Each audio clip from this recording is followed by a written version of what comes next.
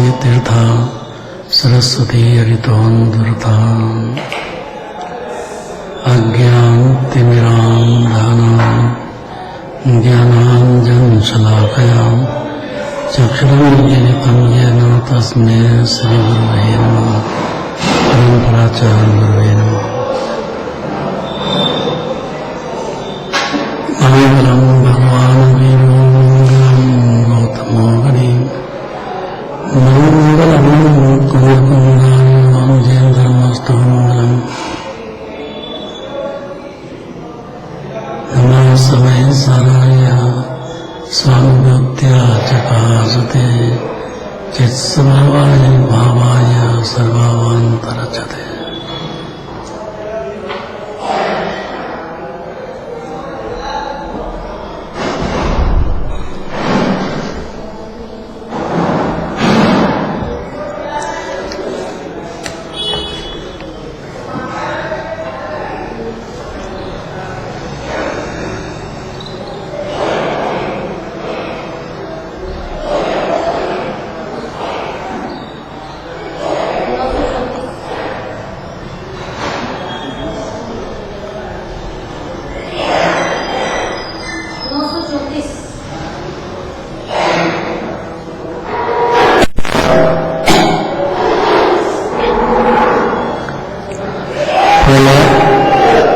उपसंहार की आखिरी गाथा देखो।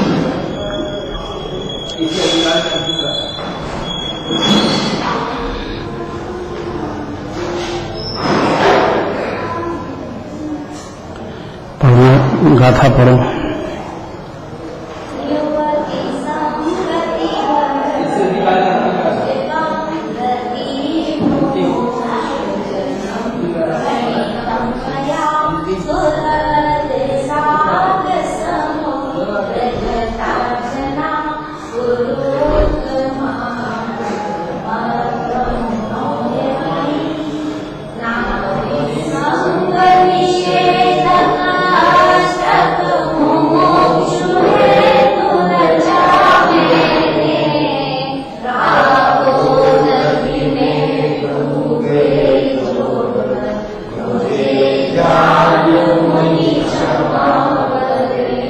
अर्थ पढ़ो पीछे। जो मनुष्य मुमुक्षु अर्थात मोक्ष प्राप्ति के अभिलाषी हैं, उन मनुष्यों के लिए मैंने युक्ति स्त्रियों के संग को निषेध करने वाली इस अष्टक का अर्थात ब्रह्माचार्य अष्टक का वर्णन किया है। किंतु जो मनुष्य भोग रूपी राग समुद्र में डूबे हुए हैं, वे इस अष्टक को अच्छा नहीं समझते, अतः वे मुझे मुनि समझकर क्षमा करें। और क्या कर सकते हैं इसके आगे? भाव लेंगे, संत क्षमा चाह रहे हैं। बहुत बुरा लगेगा जीव को ये बात सुनने में, उसको बहुत तकलीफ होगी, लेकिन मोक्ष का अभिलाषी हो उसके लिए रचा है कि जिसको लगता है कि अरुण भगवान अनंत सुखी हैं, तीन लोक के नाथ हैं और उनके जैसा अपना आत्मा है और उसकी भावना है कि मेरे मोक्ष हो पर्याय में, इतनी उसने निर्णय कर लिया अंदर ही अंदर, अनुमान ज्ञान में सही, उसके लिए रचा है ये। बाकी लोगों को रुचेगा नहीं तो क्षमा करो ही, और क्या कर सकते हैं आचार्य? ऐसी बातें अच्छी, बोलना भी अच्छी नहीं लगती है, सुनना भी अच्छी नहीं लगती है, हमको बहुत बुरा लगता है, तो आचार्य को कौन रोकेगा? हित देख करके, अनादि की संज्ञा है ना, ये बहुत ताकत है, सुनने में बहुत तकलीफ लगेगी जीव को, इसलिए बुरा लगेगा तो क्षमा करो भी, और क्या कर सकते हैं आचार्य? आचार्य क्षमा मांग रहे हैं किससे? कि जिसको मोक्ष जाने की अभिलाषा हो उससे। जिसको मोक्ष जाने की अभिलाषा ही नहीं है उसके लिए नहीं कह रहे हैं कुछ भी। वो तो आरंभ सिद्ध को भी नहीं जानता है, पंचपरमेष्ठ को भी नहीं जानता, नमोकार मंत्र नहीं जानता, कुछ भी नहीं जानता। उसको है नहीं कि अगर भगवान भी अनंत सुखी है, शिव भगवान भी है, पंचपरमेष्ठ है, नमोकार मंत्र ही बोलना है आदमी उसको, इसका अर्थ ये हो गया। अब अपने आ जाओ, कौन सी गाथा? 34।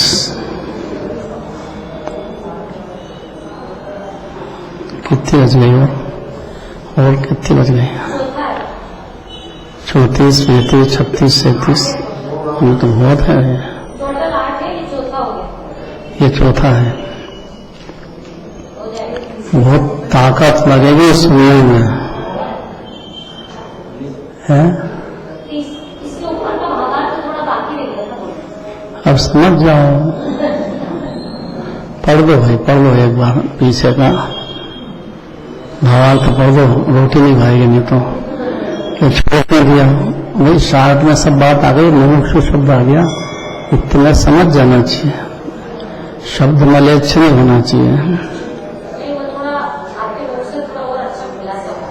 अरे नाराज हो रहे हैं, सबने अच्छा लग रहा है। इतनी कठिन बात चल रही है, छोटी बात थोड़ी है। राजकुमार पढ़ो।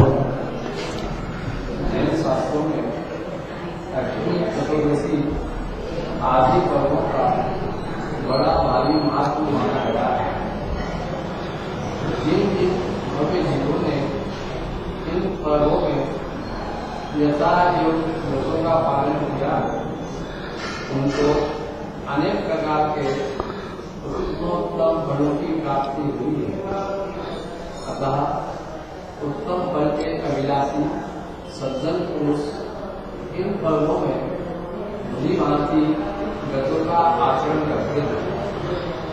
जिस समय ये सज्जन पुरुष अग्नि चतुर्दशी आदि पर्वों में उपवास व्रत नियम धारण करते हैं, उस समय वे पर स्त्रियों का त्याग तो करते ही हैं, किंतु अपनी स्त्रियों का भी सर्वथा त्याग करते हैं। इस युक्ति को लेकर आचार्य उपदेश देते हैं कि है अत्यंत निकृष्ट मैथुन कर्म के अभिलाषी है उसको, यदि सज्जनों को अपनी स्त्रियों में की हुई प्रीति अथवा उनके साथ किया हुआ फल देने वाला होता, तो सज्जन पुरुष पर्वों में उपवास को धारण करते समय स्त्रियों का सर्वथा त्याग क्यों कर देते? क्योंकि अपनी स्त्री के साथ किया हुआ मैथुन कर्म भी किसी प्रकार के फल को देने वाला नहीं है। जिस समय संसार से सज्जन पुरुष काम होगा जिसे व्यक्त हो कपालिक को आचरते हैं, उस समय स्त्रियों का सर्वथा त्याग करके ही जाते हैं। बताओ, यदि स्त्रियों के साथ मैथुन करने से जरा भी फल की प्राप्ति होती, तो सज्जन पुरुष तब के समय अपनी स्त्रियों को साथ क्यों नहीं ले जाते? इससे पता चलता है कि मैथुन करने से थोड़े भी उत्तम फलों की प्राप्ति नहीं होती। थोड़े भी माने किंचित भी उत्तम फल की प्राप्ति नहीं होगी।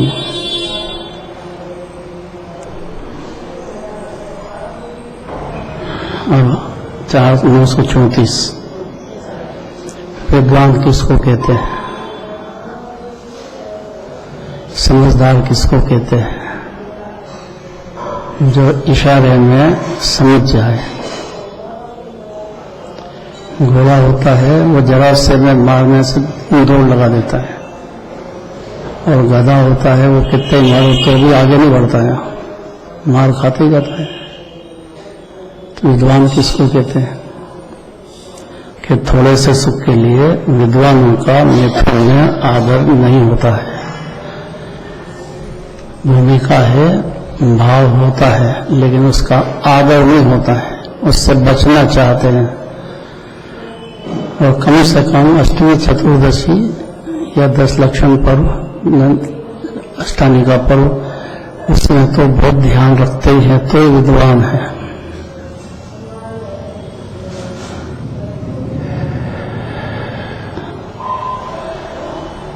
गाथा पढ़ ली, पढ़ो।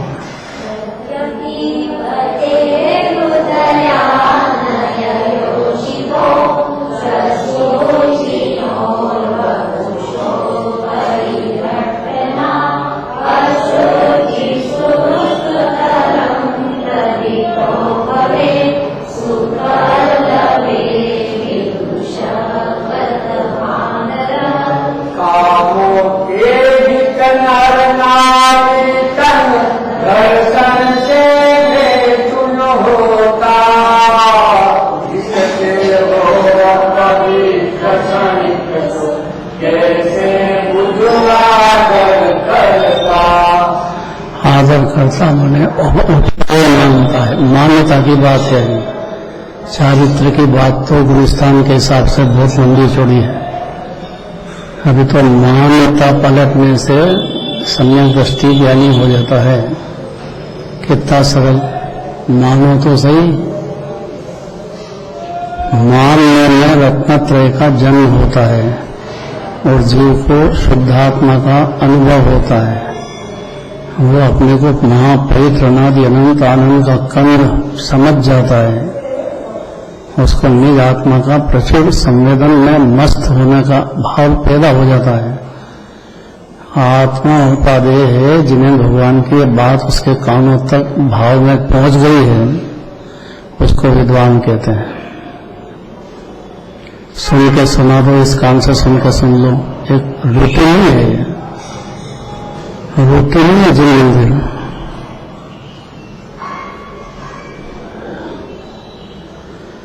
रति पति काम, उसको पति कह दिया क्योंकि सारा जगत इसके वश में है।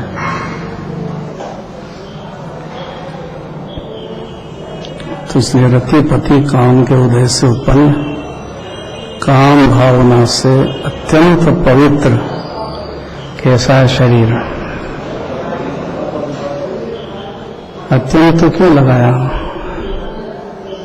पहले कहना है कि करोड़ों नदी में स्नान करो, खूब करो, तो भी पवित्र होता ही नहीं, क्योंकि मल मूत्र का ढेर है, वो कहां से पवित्र हो जाएगा।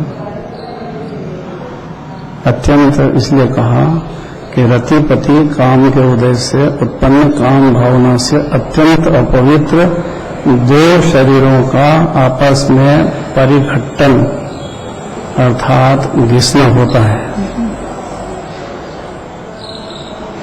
उसको नेत्र क्रिया कहते हैं, जिसके वो सारा जगत दिगंबर मुनिराज वश में नहीं है। दिगंबर मुनिराज बिल्कुल भी वश में नहीं है इसके। वो जंगलवासी होते हैं, शुद्धात्मा प्रचुर लीनता कर रहे हैं। गिरिवनवासी होते हैं, पहाड़ों में, ऊपर पर्वतों में अपने आनंद कंद आत्मा में प्रचुर लीनता में मस्त रहते हैं। वो दिगंबर मुनिराज है। द्रव्यलिंगी नहीं, क्योंकि द्रव्यलिंगी को तो भी आत्मा ही पसंद नहीं आया है। भाव भाषण में आत्मा ही उत्पादय है नहीं आया, तो अनंत भगवान भी पसंद नहीं आया अभी। क्योंकि जो अनंत भगवान को सुखी नहीं समझे, वो कैसे नहीं हो सकते। मोक्ष नहीं है वो। इसलिए भावलिंगी संत जो होते हैं, यद्यपि उनकी नेत्र संज्ञा भी मनोगृष्ठ चलती अंदर, लेकिन वो विकल्पों में है, बाहर से बिल्कुल पवित्र हैं। स्नान भी नहीं करते हैं। दिगंबर मुनिराज के 28 उल्लंघन, आचार्य के 36 उपाध्याय के 25 याद करना चाहिए जरूरी है। क्योंकि जो उनको भी नहीं पहचानेगा, वो आत्मा तक तो कहां से पहुंचेगा। ऐसे जो भावलिंगी संत होते हैं, वो कह रहे हैं कि उत्पन्न काम वासना से होता क्या है कि अत्यंत अपवित्र दो शरीर का आपस में परिघट्टन अर्थात घिसना होता है। और क्या होता है? उस परिघट्टन से अत्यंत अपवित्र फल की प्राप्ति होती है, परिणामों भी होती है।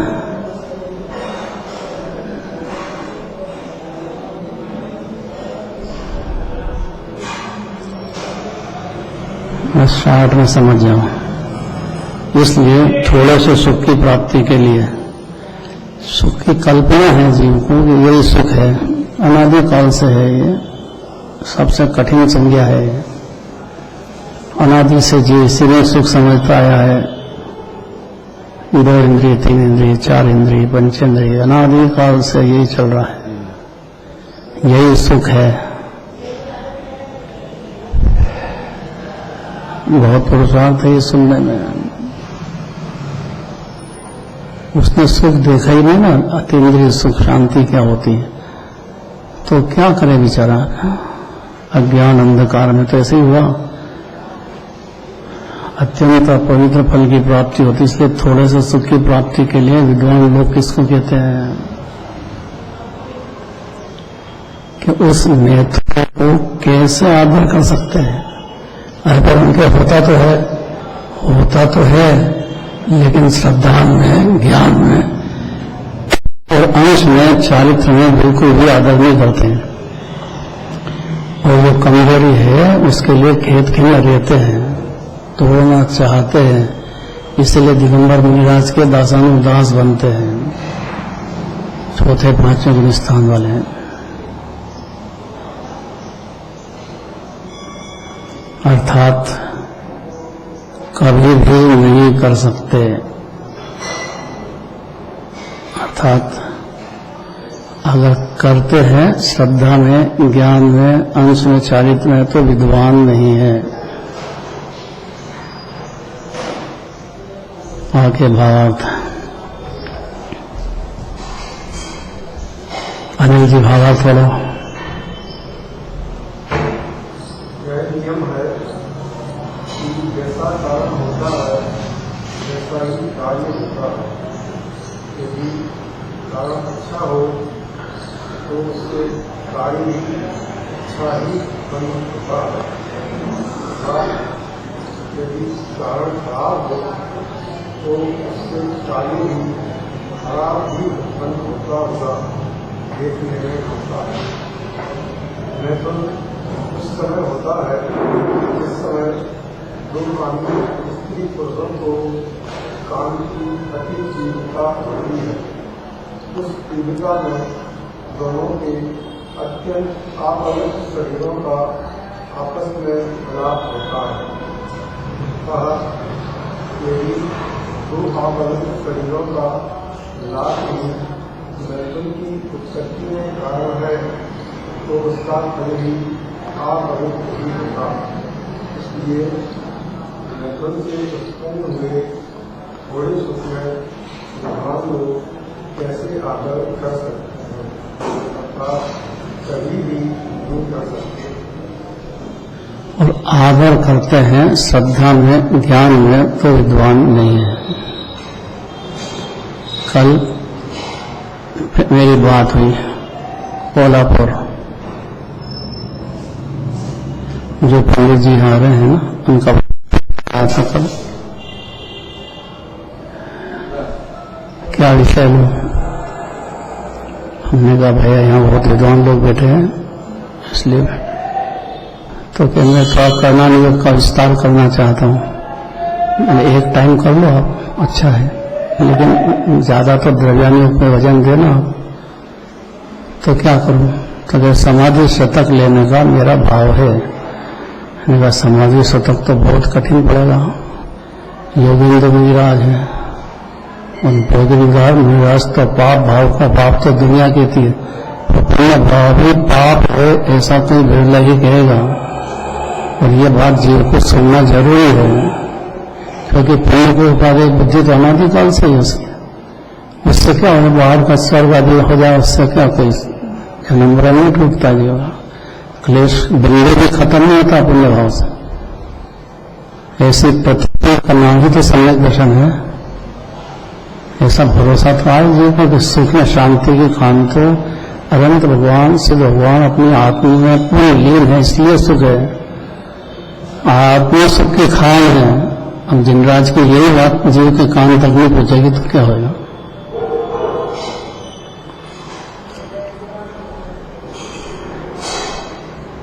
उनके यहाँ जो डॉक्टर है, वीर सागर जी का बहुत बढ़िया रहा है। कोई मोक्ष का पैसा नहीं लेगा उससे, इलाज करते हो। और उनके शिष्य हैं वीर सागर जी के, तो महा सात्विक जीव है वो, बहुत सात्विक। तो महाभाग्य से अपने यहाँ आ रहे हैं, यही बहुत बड़ी बात है।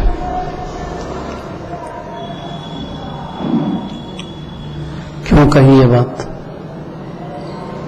कि भाई टाइम पे आना है और बड़े प्यार से सुनना है उनको, बहुत जरूरी बात है ये। कोई की बुद्धि को नहीं परखना है, उसको वेश्यारमण कहते हैं। कोई विद्वान से कुछ सीखना हो तो ठीक, लेकिन ये तो क्या कहते हैं, उल्टा बोलेंगे निश्चयवासी है, व्यवहारासी, ऐसा समझ करके अंदर मन में अनादर नहीं रखना। ये तो यहाँ बैठो कि नहीं बैठो कोई मतलब नहीं रहेगा जीवन का, याद रहेगी इतनी बात। कोई जरूरी नहीं कि क्षोभक्षम ज्ञान सबको बहुत, और क्षोभक्षम ज्ञान के जैन धर्म में कोई वैल्यू भी नहीं है। या तो आत्म ज्ञान चाहिए, या आत्मा के अनुभव चाहिए, या उसकी तैयारी वाला चाहिए। नहीं तो जैन शासन से बहुत दूर निकल जाएगा जीवन, कठिन। समझ में आ रही कि नहीं अनिल जी? नहीं बिगाड़ना है, प्रसन्न चित्त से सुनने की आदत डालना चाहिए।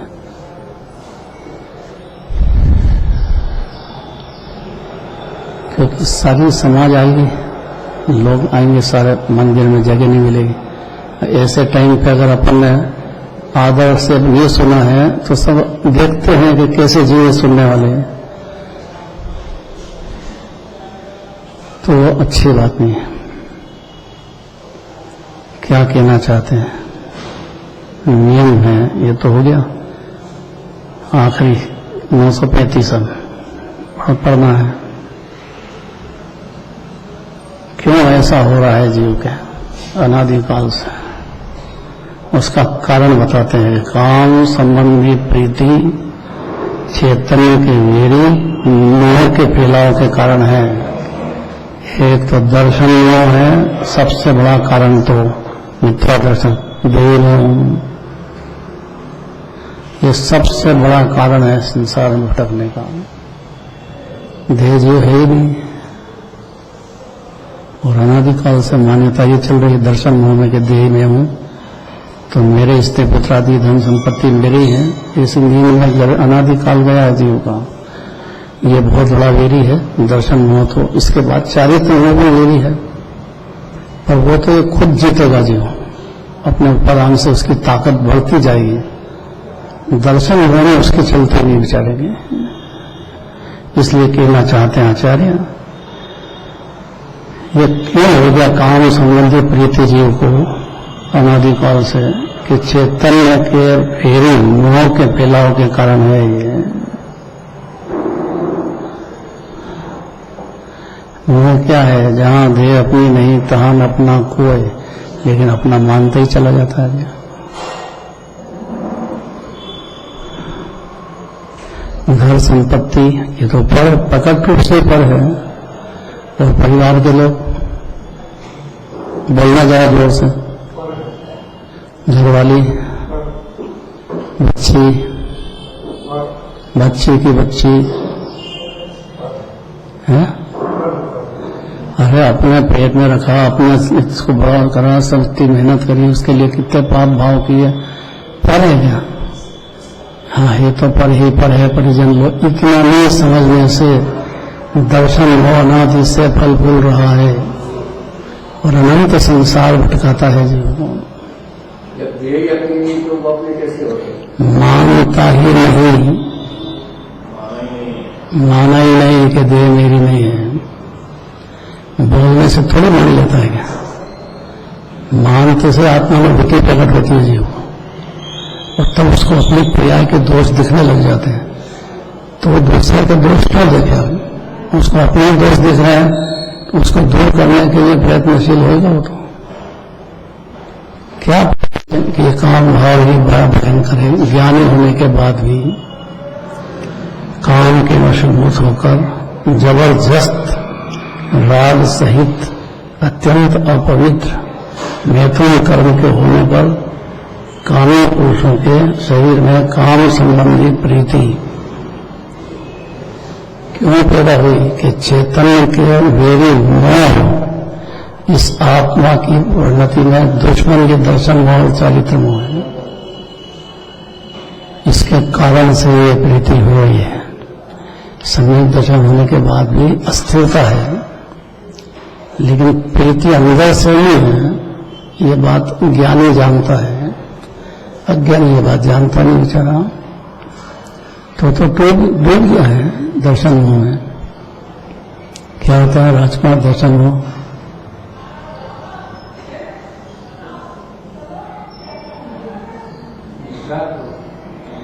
ये क्या होता है?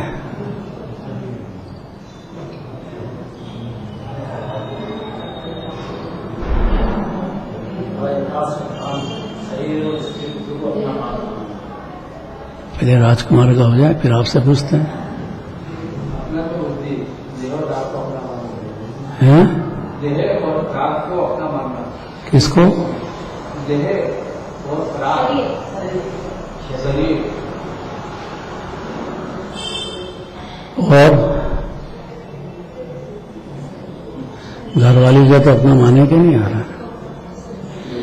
अरे ब्याह करके लाए भाई, जबलपुर गए, अपन लेके आए, यहीं आ गए थे। अपना माने के नहीं तो बोलो तो सही, लेकिन अंदर में नहीं माने कि ज्ञानी हुआ जी, क्योंकि तो क्षणिक समय है। ये बात बहुत कठिन हो गई है। दर्शन मोह सबसे कठिन भयानक जो अनंत संसार रुलाता है जीव को, वेरी मोह के कारण, अत्यंत वेरी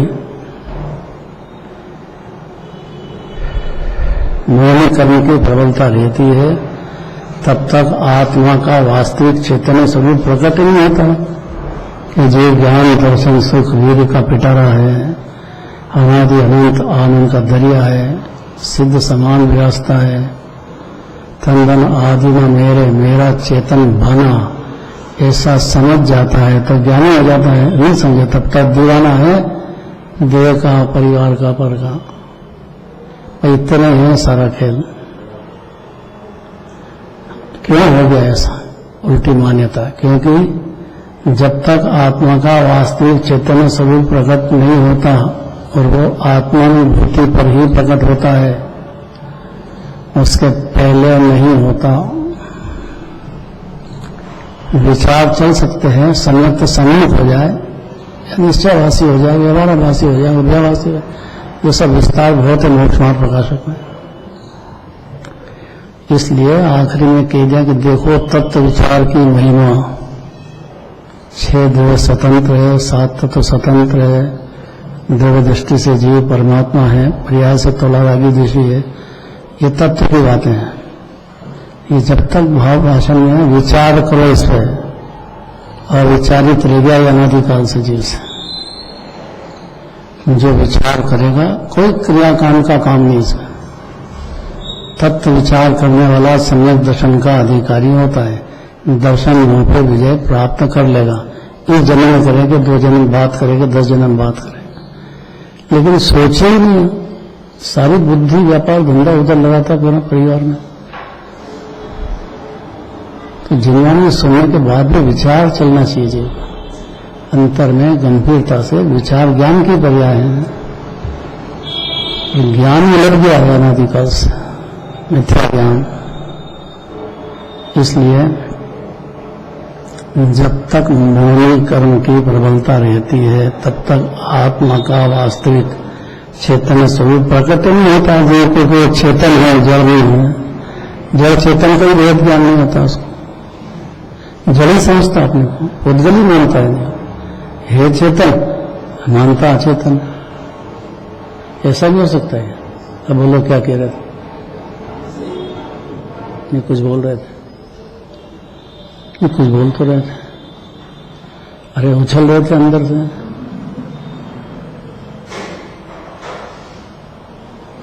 थोड़ी सहन शक्ति रखना चाहिए, एक जवाब दे रहा है तो उसके बाद फिर बोलो।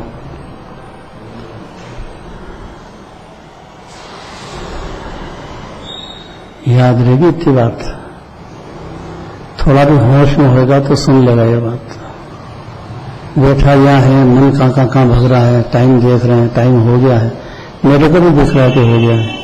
अब ये तो करूँ बात 2, 4, 5 मिनट लेट आते हो तो थोड़ी लेट छोड़ भी जाए तो कोई डरना नहीं चाहिए, उसे घबराना नहीं चाहिए। 2, 4, 5 मिनट कुछ बिगड़ नहीं जाएगा। वो रोटी नहीं बनेगी, परिवार को नहीं खिलाएंगे, अरे भैया कुछ नहीं बिगड़ता है, अपने आप ही बनते हैं तो बनाते हैं। अरे इतना समझ जात वाक्य नहीं रहता ही नहीं, सारा जगत स्वतंत्र प्रबंधन करता है 6 द्रव्य। ये बात तो मूल है जैन धर्म की भाई। लेकिन हुआ क्या है कि मौनी कर्म की प्रबलता दर्शन हो, तब तक तो आत्मा का वास्तविक चेतन स्वरूप प्रकट नहीं होता है जीव। उसके ज्ञान में दिखते ही नहीं उसको कि आत्मा भी है अपन, यह चेतन है, ज्ञान दर्शन का बिटा रहा है, हर समय जानने देखने वाला पदार्थ है, करता धरता नहीं है। चेतन तो जानेगा, करेगा कैसे? ज्ञान जान सकता है, करे कैसे? अगम भगवान भी नहीं कर सकते। जानते हैं 3 लोग 3 काल, करते नहीं है। ये बात गले नहीं उतरेगी। जो दर्शन मोह प्रबलता के कारण आत्मा का वास्तविक चैतन्य स्वरूप प्रकट ही नहीं होता उसके ज्ञान में। अतः आत्मा के वास्तविक चैतन्य स्वरूप का प्रयत्न प्रबल भेदी मोहनी कर्म है। दर्शन मोह सबसे ज्यादा खतरनाक है, मिथ्यात्व के समान शत्रु नहीं है जीव का, संयुक्त के समान मित्र नहीं उसका। बस चौराहे पे खड़ा है, इस पार या उस पार, अगर जिनवानी मिल गई और समझ में आ गया कुछ बात तो पार हो जाएगा भव सागर से। नहीं तो 84 लाख भूमि में कोई शरण नहीं है, भटकते रहो, कहने वाला भी नहीं है कोई। मनुष्य के मन में अब क्या हो गया अनादिकाल से कि मोहनीय कर्म के वश हो गया जी। उसका जो ज्ञान है वो मोहनी कर्म के वश है। दर्शन मोह में तो पूरे वश है, उस चारित्र में उसकी कमजोरी है। इतना फर्क पड़ता है संन्यास दर्शन के बाद। तो चैतन्य स्वरूप का प्रबल वेरी मोहनी कर्म है। 8 कर्मों में सब कर्मों का बाप ये है मोहनी कर्म, बाकी में कोई दम नहीं है। मोहनी कर्म पे विजय पाई जीवन है, पाएगा अपने उपादान से। जिनवानी तो खूब कहेगी, उसका सारा जीवन पलट जाएगा अंदर ही अंदर। दोस्त पलट जाएंगे, संगति पलट जाएगी, विचारधारा पलट जाएगी, अंदर ही अंदर 16 कांड भावना चालू हो जाएगी उसकी। मिथ्या दर्शन की जड़ें ढीली पड़ती चली जाएगी। उस वात्सल्य भावना प्रकट हुई तो तीर्थंकर भी बनेगा और भगवान भी बनेगा। 2 ही हाथ में है उसके। मनुष्य के मन में गति की उत्पत्ति मोहनी कर्म ही सबसे प्रबल कारण है। कोई पर्दे नहीं है, कोई स्त्री आदि नहीं है, अंदर में मोहनी कर्म है।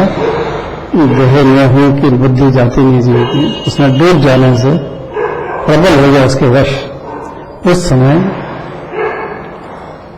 जब दोनों स्त्री पुरुष परस्पर स्नेह रूपी रस्सी में बंधकर मैथुन करने में प्रवृत्त होते हैं, उस समय दोनों के शरीर में काम संबंधी रति स्थित होती है, भावना होती है काम की। इसलिए 8वें 9वें गुरुस्थान तक संज्ञा है, ये कोई सरल नहीं है, बहुत ज्यादा जबरदस्त कठिन है। मैथुन संज्ञा बहुत पुरुषार्थ है जीव। इसलिए इस रति की उत्पत्ति क्यों हुई कि आत्मा के वास्तविक चैतन्य स्वरूप का वेरी कौन है ये कि जीव को इतना परमात्मा स्वरूप आनंद का दरिया होते हुए सुनते हुए भी नहीं मान पाता है, अपने आप को नहीं पहचान पाता है। इसका प्रबल वेरी मोह के फैलाव से होती है। फैलाव का मतलब दर्शन मोहचारित मोह है,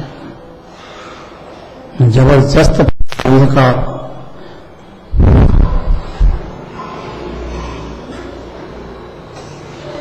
इस बात को समझने में कितनी देर लगेगी जीव? लाइट चली गई, अब सब बने पड़े हैं, कितनी गाली दो उसको, बिजली वालों को, उससे कोई आ तो नहीं जाएंगे, आ जाएंगे। अरे ये पंखा नहीं चल रहा है, रात को गर्मी हो रही है, गर्मी के दिन है, पसीना पसीना हो रहा है, इतनी गाली दें तो आ जाएगा।